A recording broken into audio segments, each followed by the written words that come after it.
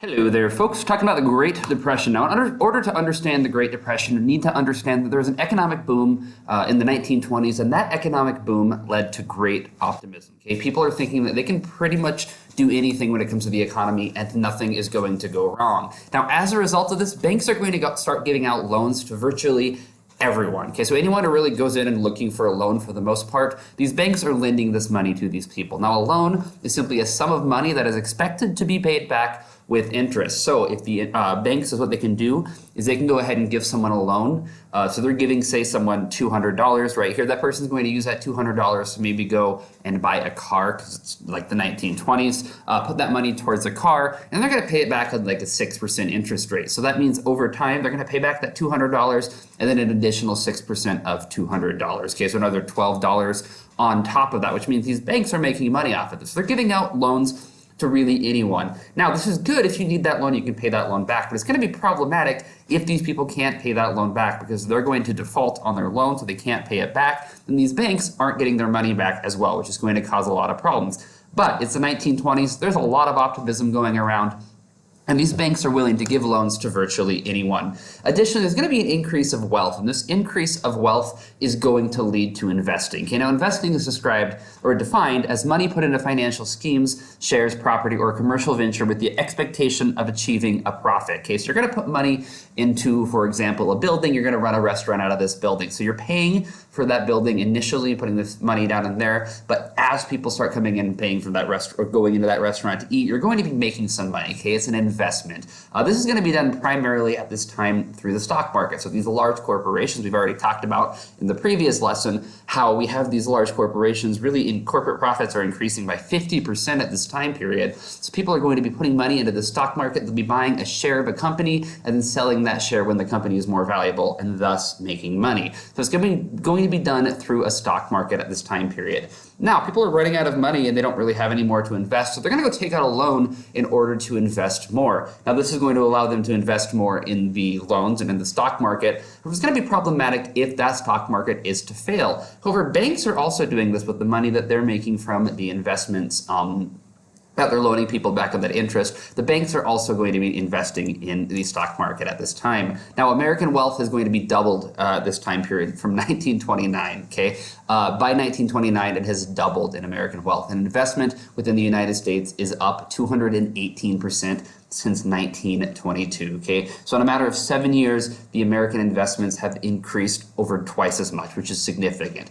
Now, there are going to be a number of problems that are starting to happen. Number one, production is slowing down. People aren't making as many goods as they previously had been making. Wages are falling, okay? No longer are these wages 20% for the blue-collar workers and 50% for the corporate workers. They're kind of starting to stagnate, not really go up anymore, and actually start to fall down. And interest rates are rising. Now, if interest rates are rising, that means two things. Number one, people who are taking out loans are now paying more in reality and by the end for that loan. And number two, it means banks are less confident in these people paying them back, okay?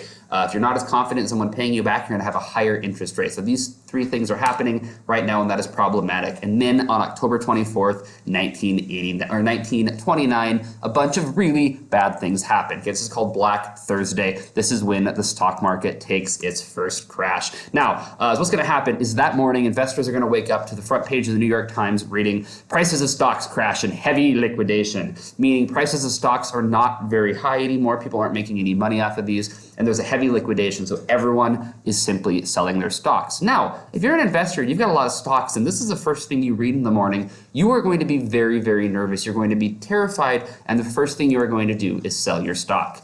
Okay, so investors are spooked by this, and they're going to sell off shares. They're going to sell off 12.9 million shares on this Black Thursday, which at the time was the largest amount of shares ever sold in a single day.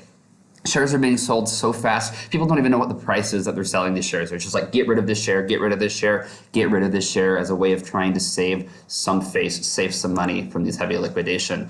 This is going to cause wealth to begin to crumble. So the stock market is in deep, deep trouble at this time period. Corporations and companies do not have as much money as they used to do. They've lost a lot of money in this one day. And then October 29th, Black Tuesday, everything gets worse. Okay, on this day, there's going to be 16.4 million shares sold, which is beating the previous record from the Thursday before. And there's going to be a loss of $14 billion in one day. Remember, this is $14 billion in 1929. You can imagine how much more that would be equivalent of today. But the important thing to realize is now in a matter of 2 days, there has been a ton of shares sold. Okay, 16.4 million shares on October 29th, Black Tuesday, a loss of $14 billion in that one day. Now, this is going to have major implications for the rest of the world. Remember from the previous slide, roughly 40% of the market for manufactured goods on Earth is coming out of the United States. So if the economy of the United States is crumbling, it's not going to be much longer before the rest of the world's economy is going to start to struggle as well. Now, stocks at this time period are virtually worthless, okay? You cannot make any money in the stock market, and many people are going to be losing their savings at this time period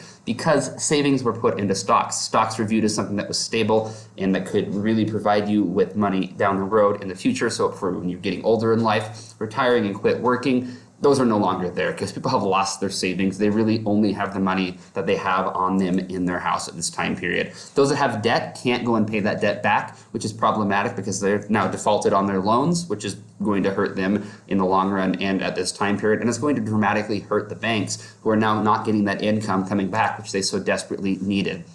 Additionally, though, we're going to get bank runs. Okay, bank runs are going to be happening all over the time. You can see in this right up here, this is from the movie It's a Wonderful Life. There's a great bank run scene in here. But what's going to happen is people are scared that the banks are not going to have money. They want to have their money, so they go to the bank and they withdraw their entire savings that they have in that bank. Now, banks do not keep all the money that they owe or that people they have in records with them at any one time. Okay, they have it, they don't have it. So if people are going to the bank and they're taking out all their cash, eventually the bank is going to run out of cash, which means that bank fails, and anyone who did not withdraw their cash by this time period has lost all of their savings. Okay, it is not there. The bank has no way of paying it back. They are simply out of luck. And that, my friends, is the Great Depression. Questions, comments, put them down below. Otherwise, I will see you later, and good luck.